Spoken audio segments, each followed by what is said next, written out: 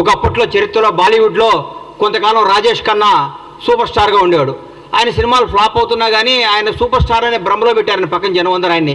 తర్వాత అమితాబ్ బచ్చన్ వచ్చాడు, షోలో కొట్టాడు, అద్భుతమైన సినిమాలు తీసి సూపర్ స్టార్ అయిపోయాడు. ఇండియా మొత్తం అమితాబ్ బచ్చన్ పేరు వెలుగుతున్నా కానీ రాజేష్ ఖన్నా ఏమనుకున్నాడు, నేనే సూపర్ స్టార్ని బాధ ఉండేవాడు.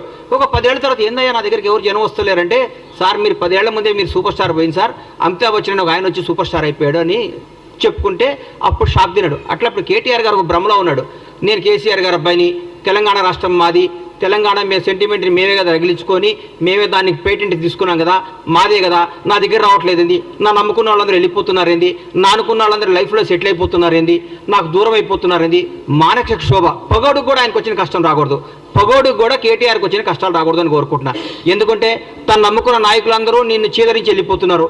నా అనుకున్న వాళ్ళు, నాతో నా జీవితంలో ఉండాల్సిన వాళ్ళందరూ కానీ హ్యాపీగా లైఫ్లో సెటిల్ అయిపోతున్నారు పెళ్ళిళ్ళు చేసుకొని.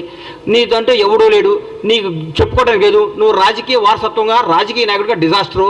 టీఆర్ఎస్ పార్టీ కూడా రేపొద్దున బీఆర్ఎస్ పార్టీ మాకేమన్నా ప్రత్యర్థిగా ఏమైనా మాట్లాడితే మేము ఆశ్రయాలంటే హరీష్ రావు గారు ముందుకు వస్తున్నాడు. హరీష్ రావు గారు మాకు ప్రత్యర్థిగా మా ముఖ్యమంత్రి గారితో మాట్లాడటానికి ఆయన సరిపోతున్నాడు. మీరు దేనికి, మీ పార్టీ నాయకులే మిమ్మల్నే మీరు దేనికి పనికిరారు, దేనికి పనికిరాని దద్దమ్మని మీరు మీ వాళ్ళే చెప్పుకుంటున్నారు.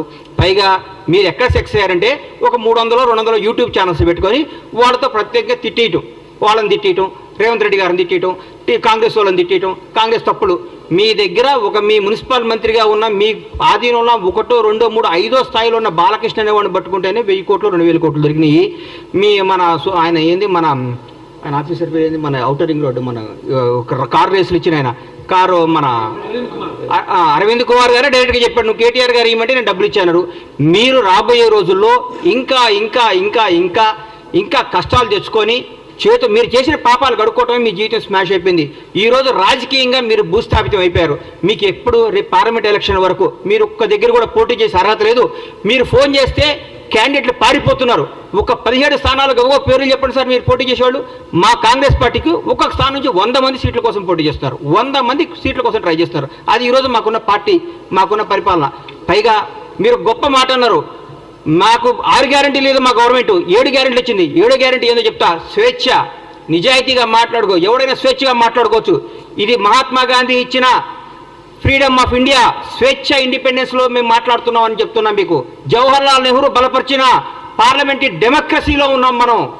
సర్దార్ వల్లభాయ్ పటేల్ సృష్టించిన సోవియట్ రిపబ్లిక్ అనే పదాన్ని మేము గౌరవిస్తాం. అందరికంటే డాక్టర్ బిఆర్ అంబేద్కర్ రాసిన రాజ్యాంగం మీద మా గౌరవం.